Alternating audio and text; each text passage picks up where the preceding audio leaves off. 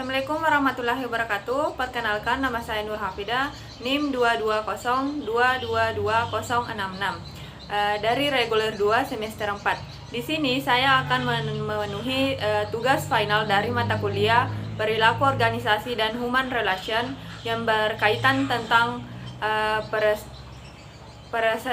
presentasi yang berjudul Kekuasaan dan Politik. Tentu saja yang pertama yaitu pengertian kekuasaan. Kekuasaan memiliki berbagai definisi menurut ahli.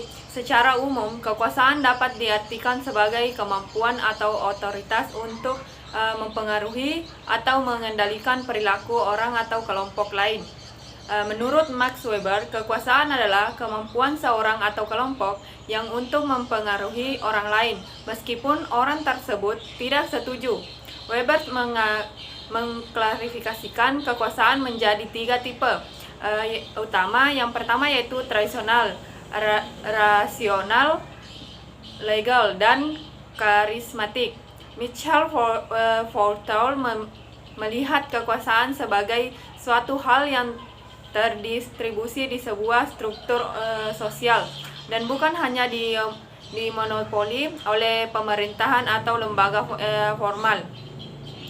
Baginya, kekuasaan hadir dalam segala hubungan sosial dan dapat mengatur pengetahuan normal dan nilai. Yang kedua yaitu unsur-unsur kekuasaan. Unsur-unsur kekuasaan dapat dibagi menjadi beberapa aspek. Berikut adalah beberapa unsur umum kekuasaan.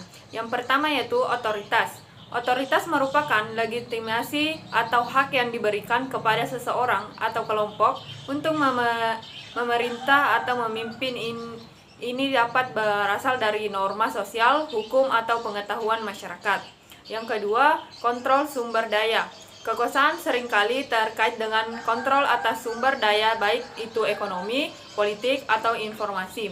Siapa saja yang mengendalikan sumber daya memiliki keunggulan dalam mempengaruhi orang lain.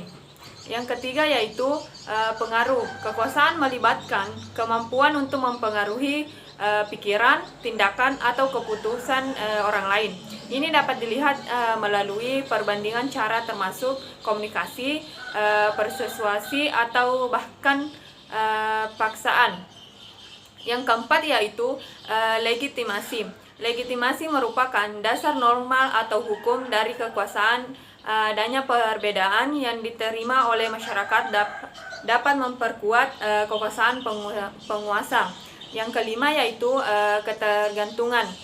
Kekuasaan dapat ditimbul dari ketergantungan orang atau kelompok yang mengendalikan sesuatu yang sangat diinginkan atau perilaku oleh orang lain. Memiliki kekuasaan untuk mengaruhi perilaku mereka. Yang ketujuh yaitu kontrol informasi.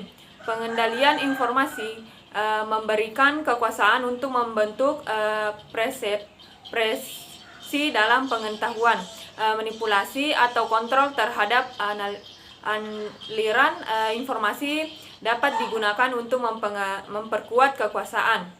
Yang kedelapan yaitu ketidakpastian. Kekuasaan dapat timbul dalam konteks ketidakpastian. Orang yang mampu mengelola atau memanfaatkan ketidakpastian memiliki keunggulan dalam situasi tertentu.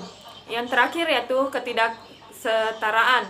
Adanya ketidaksetaraan dalam distribusi sumber daya, hak, atau ketentuan dapat menjadi landasan untuk kekuasaan seringkali muncul dalam hubungan yang tidak seimbang. Selanjutnya yaitu pengertian politik. Politik berasal dari bahasa Yunani, yaitu politel, yang berarti kita memimpin kota atau polisi. Secara prinsip, politik merupakan upaya untuk ikut berperan serta dalam mengurus dan mengendalikan urusan masyarakat. Menurut Aristoteles, politik adalah usaha warga negara dalam mencapai kebaikan bersama untuk kepentingan umum. Politik juga dapat diartikan sebagai proses pembentukan kekuasaan dalam masyarakat yang antara lain berwujud proses pembentukan keputusan khususnya dalam negara. Selanjutnya yaitu faktor-faktor berperilaku politik perilaku politik dipengaruhi oleh beberapa faktor, antara lain yang pertama itu sosial ekonomi.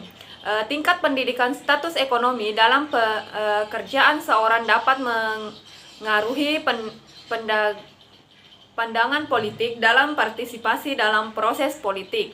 Yang kedua yaitu identitas politik. Faktor seperti agama, etnis, dan identitas kultural dapat membentuk perilaku politik seorang dan mempengaruhi preferensi politiknya.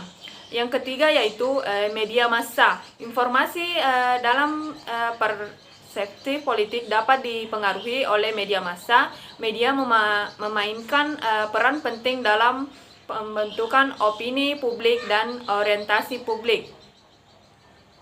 Yang keempat yaitu keluarga dan lingkungan sosial.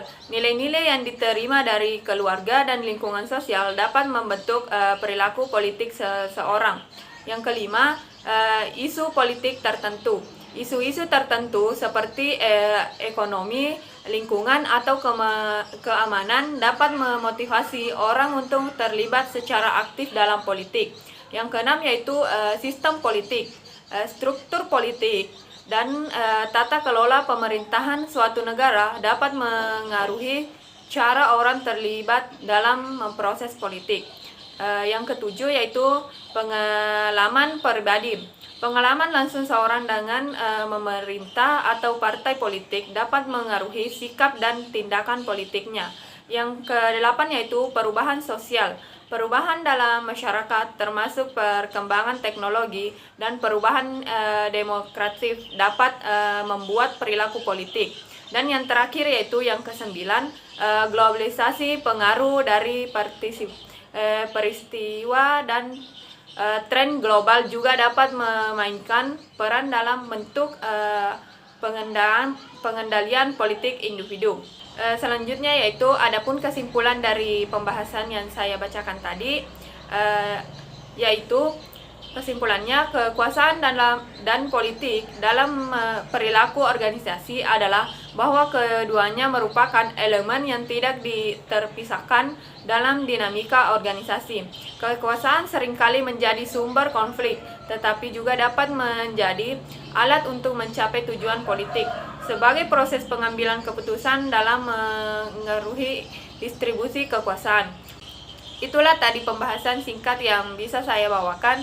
Bila ada salah kata mohon dimaafkan, karena manusia tidak pernah luput dari kesalahan. Sekian dan terima kasih. Assalamualaikum warahmatullahi wabarakatuh.